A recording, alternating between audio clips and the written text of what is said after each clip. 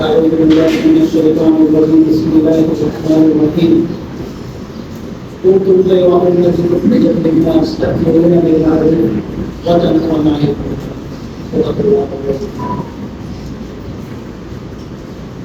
আপনাদের সঙ্গে শুকরিয়া আদায় করতেছি যে গরমের মধ্যে কষ্ট করে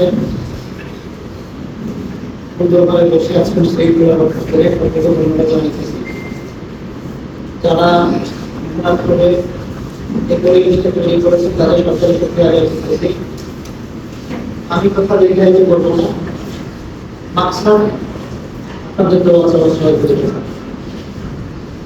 একটা টাইমের কথা মনে করাই দিতে চাই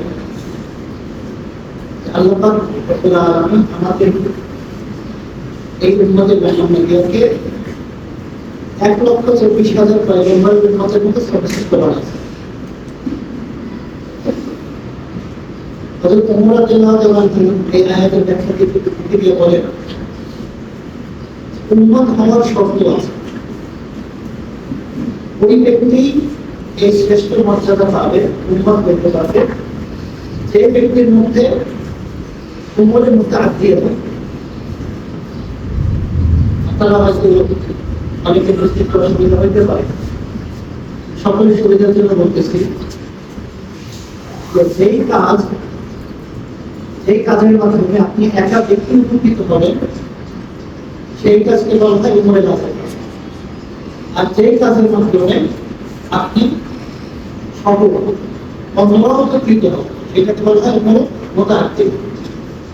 উমর রাদিয়াল্লাহু তাআলা বলতেছেন যে ওই ব্যক্তি উম্মত হিসেবে পরিচিতি পাবে আল্লাহর কাছে যে ব্যক্তির কাজ উম্মরে মোতাআত্তির অন্তর্ভুক্ত।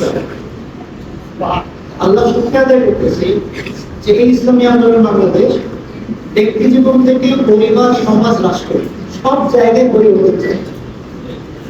আপনারা কি এই আকীদা রাখেন না? ইনশাআল্লাহ। মানে আল্লাহ রব্বুল আলামিন আমাদেরকে এমন একটা কাজের সাথে যুক্ত করছে যে কাজটা উম্মরে মোতাআত্তির অন্তর্ভুক্ত। যদি ঠিকভাবে আমরা করতে পারি তাহলে আশা করা যায় এর উসিলায় আল্লাহ তাআলা কিয়ামতের মাঠে আমাদের উম্মতের মধ্যে দিবেন। আমিন আমিন।